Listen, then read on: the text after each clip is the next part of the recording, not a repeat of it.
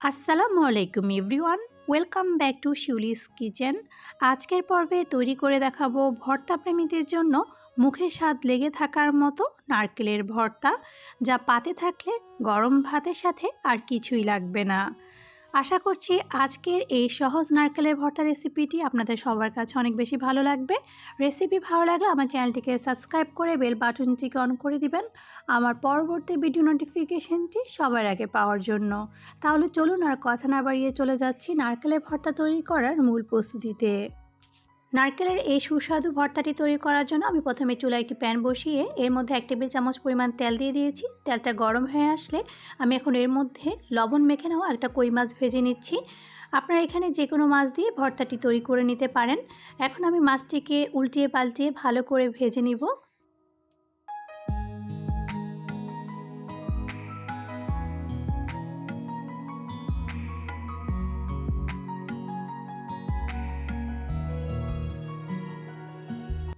কই মাছটাকে ভালো করে ভেজে নেওয়ার পর আমি এখন এটাকে চুলা থেকে নামিয়ে নিচ্ছি। আর এর মধ্যে আমি 3টা শুকনো মরিচ দিয়ে দিচ্ছি। আমি এখন শুকনো মরিচটাকে ভালো করে ভেজে নিব। আপনারা ঝালটা আপনাদের টেস্ট অনুযায়ী বাড়িয়ে অথবা কমিয়ে দিতে পারবেন, তবে নারকেলের ভর্তাতে ঝালটা কিন্তু একটু কমই ভালো লাগে। এরপর আমি এখানে দিয়ে দিচ্ছি রসুন কুচি। এখন আমি রসুন কুচিগুলোকে একটু ভালো করে ভেজে নিব।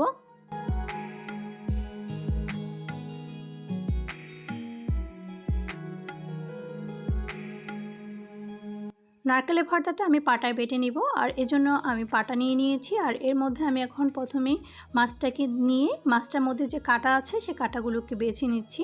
আমি এখানে সব কাঁটা বেছে নিচ্ছি না, বড় বড় কাঁটা আর মাথাটাকে বেছে নিয়েছি। এরপর আমি এখানে মরিচ আর স্বাদমতো লবণ দিয়ে আমি এখন এগুলোকে বেটে নিব।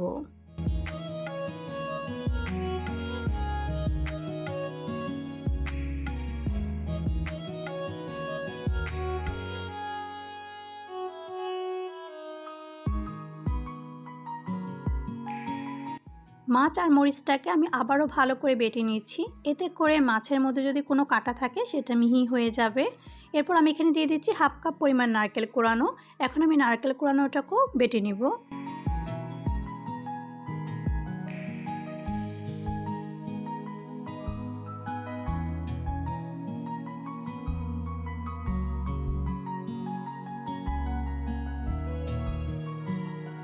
নারকেল বেটে নেওয়ার পর এখন আমি এখানে দিয়ে দিচ্ছি ভেজে রাখা সেই রসুন, আর দিয়ে দিচ্ছি 2টা পেঁয়াজ। এখন আমি পেঁয়াজ আর রসুনটাকেও বেটে নিব।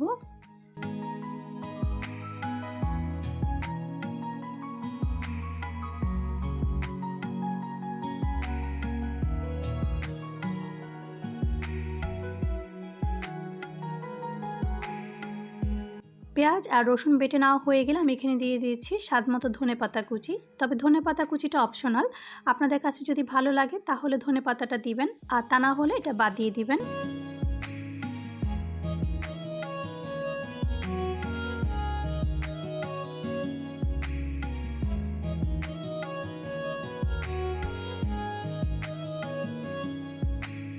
এখন আমি পুনরায় আবারও সবগুলো উপকরণকে একসাথে ভালো করে বেটে নিব।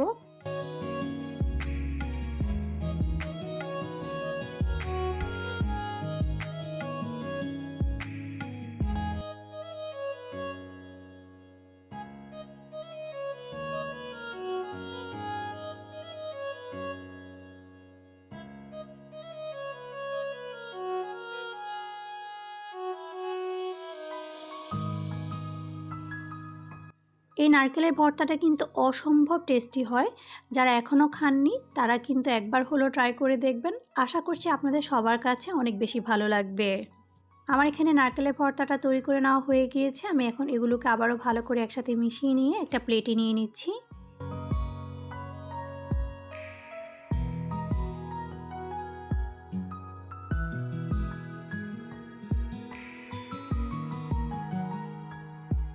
পরিবেশন করে দিচ্ছি মুখে স্বাদ লেগে থাকার মতন নারকেলের ভর্তা, যা পাতে থাকলে আর কিছুই লাগবে না। আশা করছি আজকের এই সহজ নারকেলের ভর্তা রেসিপিটি আপনাদের সবার কাছে অনেক বেশি ভালো লেগেছে। রেসিপি ভালো লেগে থাকলে অবশ্যই আমাকে কমেন্ট বক্সে জানাতে ভুলবেন না। আর আমার রেসিপিটি ভালো লেগে থাকলে অবশ্যই আপনাদের ফ্রেন্ডস ও ফ্যামিলির সাথে শেয়ার করবেন। আর আমার চ্যানেলটিকে সাবস্ক্রাইব করে বেল বাটনটিকে অন করে দিবেন আমার পরবর্তী ভিডিও নোটিফিকেশনটি সবার আগে পাওয়ার জন্য। আজকের মতো তাহলে এখানে বিদায় নিচ্ছি। সবাই ভালো থাকবেন, সুস্থ থাকবেন এবং শিউলিস কিচেনের সাথেই থাকবেন। আল্লাহ হাফেজ।